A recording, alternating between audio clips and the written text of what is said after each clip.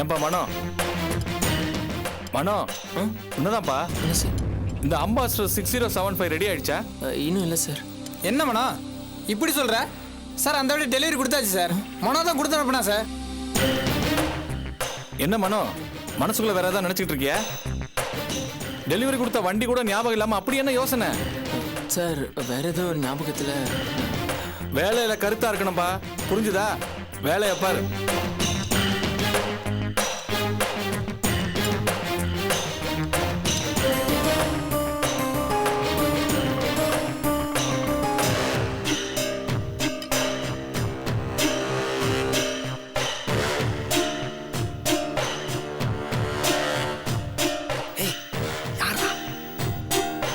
சரி, 5000 கிலோமீட்டருக்கு அப்புறம் இன்ஜின் ஆயில் மாத்தணும். அதை நான் மாத்தி கொடுத்துட்டேன். இப்போ எந்த ப்ராப்ளமும் இல்ல.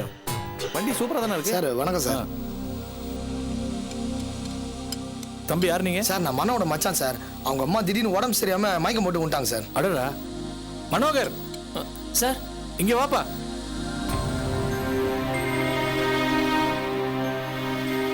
என்ன மச்சான், எங்க இந்த பக்கம்? மச்சான் உங்க அம்மா திடீர்னு மயக்கம் போட்டு விட்டாங்கப்பா. ஐயோ என்ன சொல்றீங்க? அம்மா நல்லா தானே இருந்தாங்க. என்னன்னு தெரியல, திடீர்னு மயக்கம் போட்டு விட்டாங்க. டாக்டர் கிட்ட காட்டுனீங்களா? உடனே வாங்க மச்சான் போலாம். சார் நான் வரேன் சார். மனோ ஆஸ்பத்திரியில் சேர்த்தாச்சு மனோ. ஆனா பணம் தேவைப்படுது. 5000 ரூபா கேட்டாங்க. 5000 ரூபா உஷார் பண்ணி கொடுத்துட்டேன். மீதி 10000 ரூபா ஏற்பாடு பண்ற சொல்லிட்டு உன்னை பார்க்க வந்திருக்கிறேன். 10,000-ஆ? என்ன மச்சான் சொல்றீங்க? என்னப்பா சார் பணம் வேணுமா சார்? 10,000 ரூபாய் தேவைப்படுது. என்ன மனோ, உங்க அக்கா தான் பெரிய கன்ஸ்ட்ரக்ஷன் ஓனர் ஆச்சே. 10,000 ஒரு பெரிய விஷயமே இல்லையே. சார் கன்ஸ்ட்ரக்ஷன் பண்றதெல்லாம் உண்மைதான் சார். ஆனா அதுல முதலீடு பண்ணிருக்கிறது வேற ஒருத்தர். இப்போ எங்க அக்கா அதுல இருந்து உடனே பணத்தை எடுக்க முடியாது சார். அப்படியா? ஆமா சார், அதுலயே கொஞ்ச நாளா நஷ்டம் வந்துருச்சு. அதனாலதான் சார் நான் வேலைக்கே வந்திருக்கேன். நிஜமா சொல்ற? ஆமா சார், குடும்பத்துக்கு பாரமா இருக்க கூடாதுல்ல, அதனாலதான் சொந்த காலில் நிக்கணுங்கிறதுக்காக நான் இந்த வேலையில சேர்ந்தேன். இப்போ நான் பணத்துக்கு என்ன பண்ணுவேன்? எங்க அக்கா வர ஊர்ல இல்லையே. சார் ஒரு 10,000 ரூபாய் இருந்தா கொடுங்க சார். நான் திருப்பி கொடுத்துறேன் சார் ப்ளீஸ்.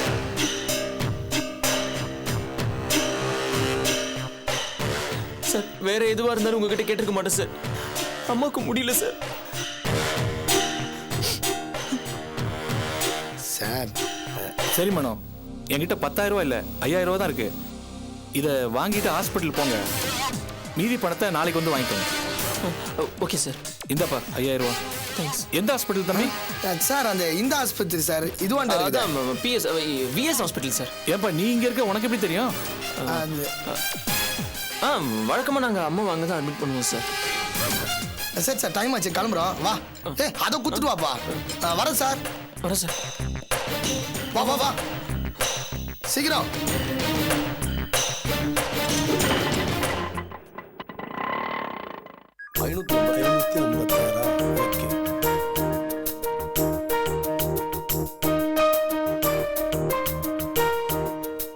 பிரிக்ஸ் 3 லோடு வரணும் சார். அப்புறம் சாண்ட் 4 லோடு.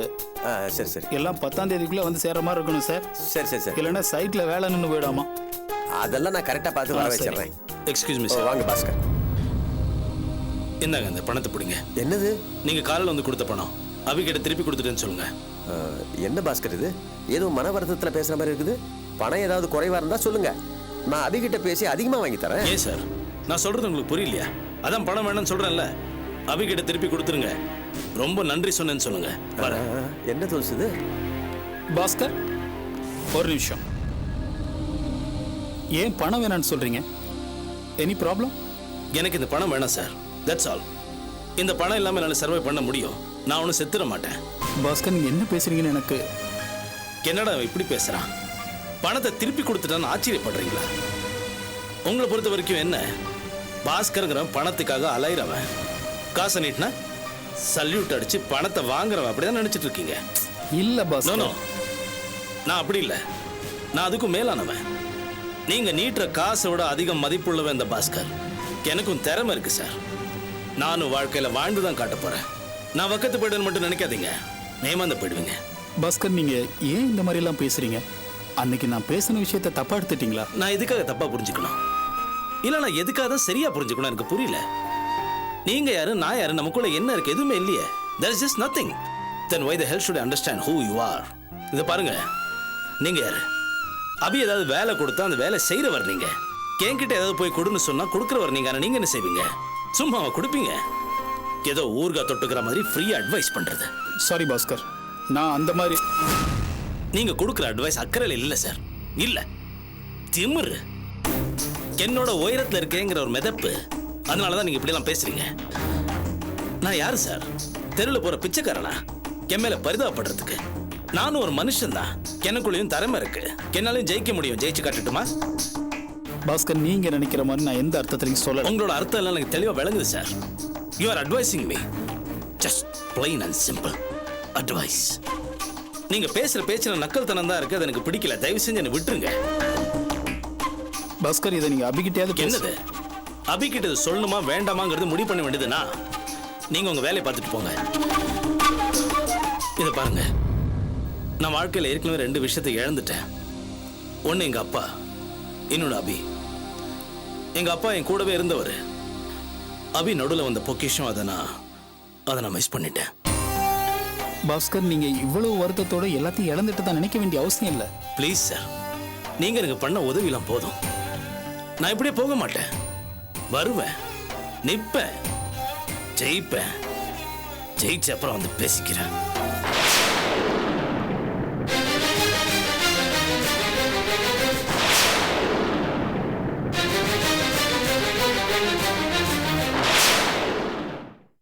என்னடா என்ன சொல்ற நீ? ஆமாம் அம்மா, நான் ஒரு பெரிய விஐபி கூட இருக்கேன். அந்த நேரத்தில் கங்கா இப்படி ஒரு அசிங்கமான காரியத்தை பண்ணின்னு இருக்கா. எனக்கு எப்படி இருக்கும்? உடம்பெல்லாம் கூசி போயிடுது. ஓஹோ. ஏமாம்மா, நாம யாரு? நாம பரம்பரை என்ன? நாம யாரோட பொண்ணுங்கிற எண்ணம் கூடவா இல்லாமல் போயிடும் அந்த கங்காவுக்கு? நட்ட நடு ரோட்டில் கொஞ்சம் கூட விவஸ்தை இல்லாமல் அந்த பிராஸ்டியூட் பொண்ணுக்கு சப்போர்ட் பண்ணி சவுண்டாக பேசிக்கிட்டு இருக்கா. நம்மளை மாதிரி மரியாதைப்பட்டவெல்லாம் அந்த மாதிரி இடத்துல நிற்கவே கூசுவா. இவன் என்னடான்னா உங்களை மாதிரி ஒரு அப்பளுக்கு இல்லாத மனுஷனுக்கு மகளா பிறந்துட்டு இப்படி ஒரு மகாபாவத்தை பண்ணிட்டு இருக்காளே, அவ எப்படி மாமா உங்களுக்கு மகளா வந்து பிறந்தா? மாப்பிள, எதுக்கு கங்காவை பத்தி தேவையில்லாம பேசி தூண்டி விட்டு இருக்க? டே நிறுத்துறா. என்னடா பேசிட்டு இருக்க? மாப்பிள்ளை சொல்றதுல என்னடா தப்பு இருக்கு? அந்த தருதலை பொண்ணு அவ பாட்டு இஷ்டத்துக்கு இந்த மாதிரி அசிங்கமான காரியத்தை எல்லாம் பண்ணிட்டே போறா. கேட்டா என்னமோ சுதந்திரம் அது இதுன்னு வாய் இழிய பேசிட்டே போறா. ச்சே, கேட்கறதுக்கே மகா கேவலமா இருக்கு. கண்ட பொறுக்கி பசங்களெல்லாம் சேர்த்துட்டு ஊரை சுத்துறது, இந்த மாதிரி அசிங்கத்தெல்லாம் ஏத்துட்டு அவளுக்கு சப்போர்ட் பண்ணி பேசுறது, இதெல்லாம் என்னடா வழக்கம்? இதெல்லாம் யார் பண்றது? நம்ம பண்ற காரியமா? இந்த மாதிரி நாயெல்லாம் விஷத்தை வச்சுன்னா கொல்லணும். நான் தனியா இருந்தா கூட பரவாயில்ல மாமா. என் கூட இருந்த விஐபி பெரிய புள்ளி. அருணாச்சலம் இண்டஸ்ட்ரீஸ்னு கேள்விப்பட்டிருக்கீங்கல்ல, அதோட ஓனர், பெரிய தொழிலதிபர், சிட்டில விவிஐபி. அவரா? நன்னா கேள்விப்பட்டிருக்கேனே. அவரா அவங்க கூட இருந்தார்? ஆமா மாமா, ஏதோ ஒரு சமயத்துல சின்னதா ஒரு சகாயம் பண்ணேன். அதை ஞாபகத்தில் வச்சுக்கிட்டு என்ன மரியாதையா நடத்திக்கிட்டு இருக்காரு. அருமையான மனுஷன். அதுலயும் நான் திருமலாச்சாரியாரோட மருமகன்னு தெரிஞ்சதும் ரொம்ப இதுவாயிட்டார். உங்க பேரை எல்லாரும் தெரிஞ்சு வச்சிருக்கா மாமா. உங்க மருமகன்னதும் என் மரியாதை ரொம்பவே கூடி போச்சு. அப்படி ஒரு ஆளோட நான் இருக்கிறப்போ கங்கா என்னடான்னா நடு ரோட்ல ஒரு விபச்சாரிக்கு சப்போர்ட் பண்ணி போலீஸ் கூட விவாதம் பண்ணிட்டு இருக்கான். எனக்கு எப்படி இருக்கும்? மனசு கொதிச்சு போச்சு. அவர் பக்கத்துல இருக்காரேன்னு பொறுத்துக்கிட்டு இருந்தேன். இல்லனா என்ன கிழிச்சிருவியாக்கோ? பாத்தீங்களா மாமா, உங்க முன்னாடியே எப்படி மரியாதை இல்லாம பேசுறா பாருங்க. மரியாதையா? உனக்கு எதுக்கு அது? ஏய், என்ன ரொம்ப ரொம்ப ஓவரா போற நீ? ரோட்ல நீ பண்ண அசிங்கத்துக்கு. அதுல என்ன அசிங்கம்? ஒரு பாவப்பட்ட பொண்ணுக்கு பறிஞ்சு பேசுன, அவ்வளவுதான். அதுல எந்த அசிங்கமும் கிடையாது. அது சரி, அசிங்கத்தை சப்போர்ட் பண்றவங்க கிட்ட நான் என்னத்த பேசுறது? ஓஹோ, அந்த விபச்சாரி பண்றது மட்டும்தான் அசிங்கமா? நீ பண்றது அசிங்கம் இல்லையா? நான் என்ன பண்ண? நல்ல திங்கிற, காசு திருடிக்கிட்டு போய் குடிக்கிற, குடிச்சிட்டு இங்க வீட்டுக்கு வந்து மறுபடியும் திங்கிற. நைட் 10 மணிக்கு பொண்டாட்டி தனியா இருந்தா அவளை தேடி போவேன். அதெல்லாம் நீ பேசக்கூடாது. ஏன் பேசக்கூடாது? நீ கேவலம் அசிங்கன்னு சொல்ற அந்த விபச்சாரி கூட வேற வழி இல்லாம வறுமைக்காக இந்த தப்பு பண்ணி தன் பிள்ளைங்களை காப்பாத்துறா. ஆனா நீ இத பார், நீ எல்லாம் பேசக்கூடாது. வாயை மூடிட்டு. அப்பா, என்ன உங்களுக்கு பிடிக்கலன்னு தெரியும், அப்படியே இருங்க. இந்த மாதிரி தப்பான ஆளுங்க பேச்ச கேட்டுக்கிட்டு என்ன தப்பா நினைக்காதீங்க. பாத்தீங்களா மாமா, அக்கினி நட்சத்திரம் மாதிரி சுட்டு வச்சுட்டு போறா. சரி சரி விடுறா, அவளை பற்றி உனக்கு தெரிஞ்சது தானே. ஆமாம், அந்த இண்டஸ்ட்ரீஸ் ஓனரை பற்றி பேசினதையே, அவரை உனக்கு எப்படி பழக்கம்? அதான் சொன்னேனே மாமா, நான் ஒரு சின்ன உதவி பண்ணேன், மனுஷன் அசந்துட்டாரு. உங்க பேரை சொன்னேன், கூடுதல் மரியாதை. Very good very good. பேச்சுவாக்கில் நம்ம வீட்டை பற்றி, வீட்டில் இருக்க பொண்ணுங்களை பற்றி எல்லாம் சொன்னேன். உடனே பார்க்கணும்னு சொன்னார். அவரோட அறிமுகம்லாம் சாதாரணமாக நமக்கு கிடைக்கக்கூடியதா? ஏண்டா அப்படின்னா உடனே அவர் ஆத்துக்கு அழைச்சின்னு வர வேண்டியதானே? மாமா, அவரை கூட்டிட்டு வர்றது முக்கியம் இல்லை, அவர் இங்கே வர்றப்ப கங்கா வீட்டில் இருக்கக்கூடாது, அதான் முக்கியம்.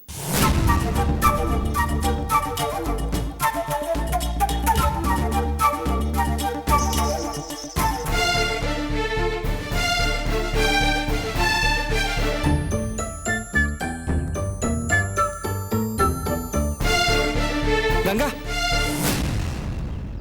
மாஸ்டர், கங்கா உடனே பணம் தேவைப்படுது. என்னடா தொந்தரவு பண்றானேன்னு நினைக்காத, ரொம்ப ரொம்ப அவசரம். அதான் நான் சீக்கிரம் ரெடி பண்ணி தரேன்னு சொன்னேனே மாஸ்டர், கொஞ்சம் பொறுத்துக்கங்க. அது இல்லை கங்கா, இன்னைக்கு ஈவினிங் 4 மணிக்குள்ள கிடைக்கணும். பாஸ்போர்ட் ஏற்பாடு பண்ற பார்ட்டி என்ன நம்ப முடியாதுன்னு சொல்லிட்டான். நான் யூஎஸ்க்கு ஃபோன் பண்ணேன் கங்கா, எனக்கு வர வேண்டிய பணம் 10 நாள்ல வந்துடும். நான் நிச்சயமா திருப்பி கொடுத்துட்றேன். ஐயோ அதுக்கில்ல மாஸ்டர், கொஞ்சம் பெரிய தொகை, அதான் லேட் ஆகுது. கங்கா, இந்த விஷயத்தை பொறுத்த வரைக்கும் எனக்கு டைம் தான் முக்கியம் கங்கா. சமயத்துக்கு உதவி கிடைக்காட்டி அது கிடைச்சும் பிரயோஜனம் இல்லை கங்கா. உன்னோட உதவி வீணா போடக்கூடாதுல்ல. நான் பெரிய பிரச்சனையில் மாட்டிக்குவேன் கங்கா.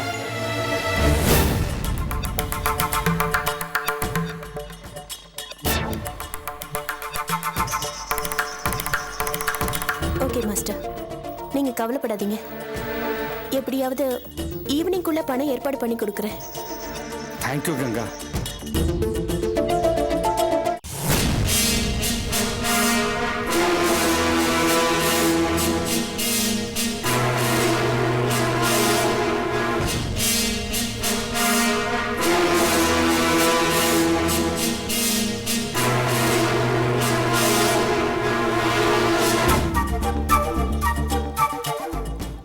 மகாராஜா ஹார்ட்வேர்ஸுக்கு 1.5 லட்சம் பேலன்ஸ் இருக்கு.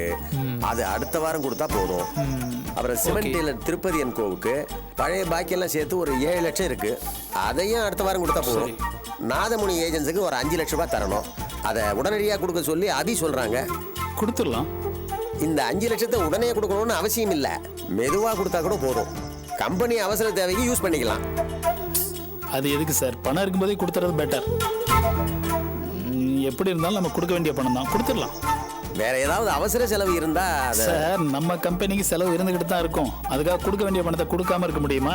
அப்படி வேற சொல்லிட்டாங்க, கொடுத்துடலாம். ஓகேப்பா, இந்த 5 லட்சத்தை நீயே நாதமுனி ஏஜென்சியில் கொண்டு போய் கொடுத்துரு. உன் கையில கொடுத்ததாக நான் என்ட்ரி போட்டு. சரி சார். அப்புறம் அந்த கம்பெனியோட ஃபைல் எங்க இருக்கு? மேடத்தோட டேபிள் இருக்குப்பா, போய் எடுத்துக்க.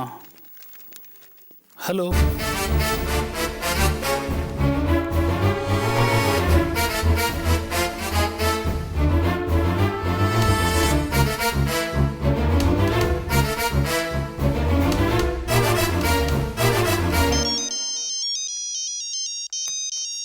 ஹலோ சார், நான் சைட்ல இருந்து சூப்பர்வைசர் பேசுறேன் சார். சொல்லுங்க. இங்க ஒரு ப்ராப்ளம் ஆயிடுச்சு சார். என்ன? செங்கல் லோடு ஏத்திட்டு வந்த லாரி பக்கத்து வீட்டு காமன் சவர்ல இடிச்சிருச்சு சார்.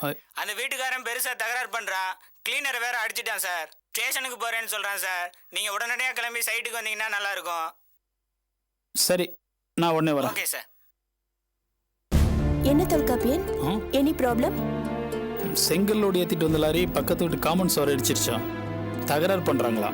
என்ன உடனே வர சொல்லி சூப்பர்வைசர் கூப்பிடுறாரு. அப்படியா? அப்ப உடனே போங்க. இல்ல, நான் நாதமுனி ஏஜென்சிஸ் போய் இந்த 5 lakhs செட்டில் பண்ணோம். அவ்வளவுதானே, நான் கொடுத்துறேன். இல்ல கங்கா, நான் போற வழியில அதை கொடுத்துட்டு அப்படியே போயிடுறேன். இல்லைங்க, நீங்க புரசைவாக்கம் போயிட்டு அப்புறம் சைட்டுக்கு போனீங்கன்னா லேட் ஆயிடும். கொடுங்க, நான் கொடுத்துறேன். சரி, பத்திரமா கொண்டு போய் கொடுத்துருங்க. கொடுத்துட்டு ரிசிப்ட் வாங்கிடுங்க. ஓகே, நான் ரிசிப்ட் வாங்க மறந்துடாதீங்க. ஓகே, சரி, பை.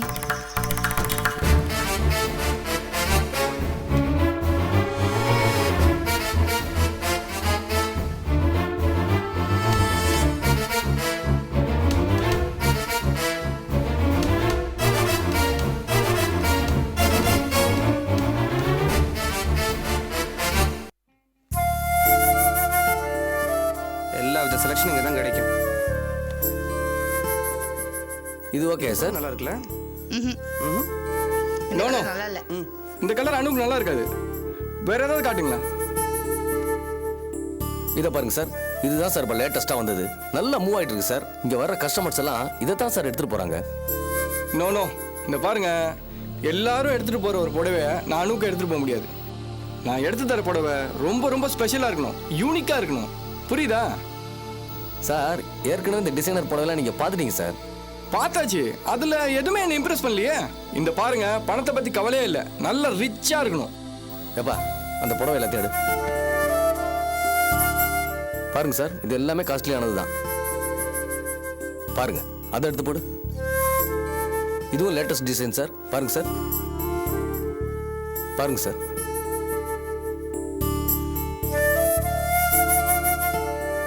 இதோட பெட்டரா கொஞ்சம் நல்லா ரிச்சா காட்டுங்களேன்.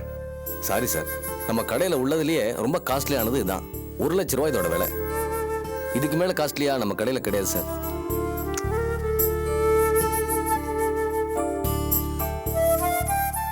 வேணா ஒன்று பண்ணுங்க சார், இதை விட ரிச்சா வேணும்னா ஆர்டர் பண்ணீங்கன்னா நாங்கள் பண்ணி தரோம். Yeah okay, that's a good idea. நான் புடவை சிஸ்டத்தில் டிசைன் பண்ணி கொடுக்குறேன். ஆர்டர் எடுத்து நீங்கள் பண்ணி கொடுக்க முடியுமா? Okay sir. பையா திஸ் டூ மச் பையா.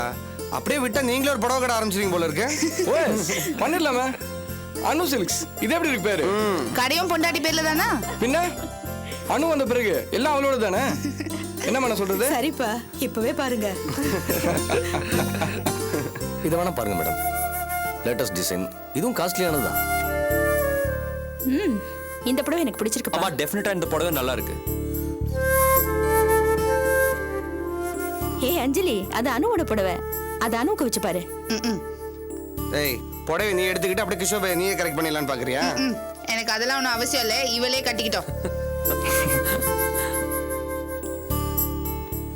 அனு, இது உனக்கு பொருத்தமா இருக்குல்ல? வாய் திறந்து பேச மாட்டியா? எனக்கு தலை வலிக்குது. ஏய் அஞ்சலி, அனு தொந்தரவு பண்ணாத. அனு மாத்திரை ஏதாவது வேணுமா? No thanks. அடேங்க அப்பா, நம்ம மாப்பிள்ளை சாருக்கு நம்ம அனு மேல என்ன ஒரு அக்கறை. சரி, அதெல்லாம் இருக்கட்டும். அந்த மாப்பிள்ளை சார் புடவை பார்த்துட்டாரு, என்னோட பையன் என்ன பண்ண போறாரு? That's a surprise Arjun. அத நான் சாயங்காலம் சொல்றேன். ஓகே? என்னத்த சாயந்தரம்?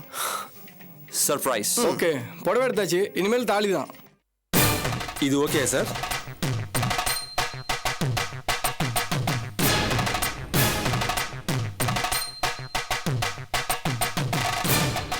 இதை விட குறைஞ்ச விலையில தாலி எடுக்கவும் முடியாது, எடுக்கவும் கூடாது. புரிஞ்சுதா? என்ன சார் நீங்க எங்க பட்ஜெட்டுக்கு தகுந்த மாதிரி தானே வாங்க முடியும். நாங்க கேக்குற விலைக்கு கொடுக்கறதுக்கு தான் நீங்க கடை வச்சிருக்கீங்க. இந்த விலைக்கு முடியாது, இந்த விலைக்கு எடுக்க கூடாதுன்னு சொல்றதுக்காக கடை வச்சிருக்கீங்க. தாலி வெயிட்டா இருக்கணுங்கிற அவசியம் இல்லை சார். கரெக்ட், மனசுல இருக்கிற ஃபீலிங் வெயிட்டா இருந்தா போதும். இல்ல தம்பி, நான் அதுக்காக சொல்லல.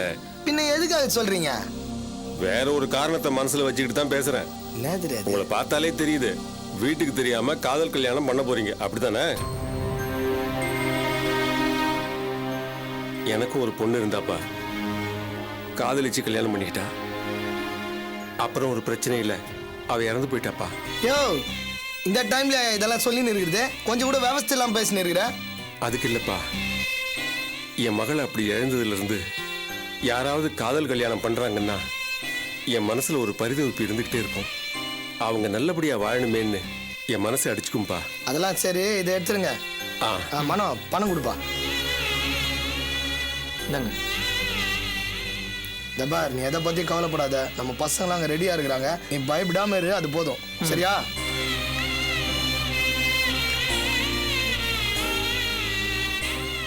வாங்கிக்க மண்ணா. நீங்க வாங்கி கொடுங்க மச்சான். வேணாம்ப்பா, நமக்கு தான் கல்யாண ராசியே கிடையாது. 1க்கு 2 இருந்தும் அது சரி, அதை வேணாம். ஐயா, உங்க பையனை நினைச்சு நல்ல ஆசீர்வாதம் பண்ணி கொடுங்க. வாழ்க்கையில எந்த பிரச்சனையும் இல்லாம எப்பவும் சந்தோஷமா இருக்கணும். வாங்கிங்க தம்பி. தேங்க்ஸ். நன்றியா. வாங்க.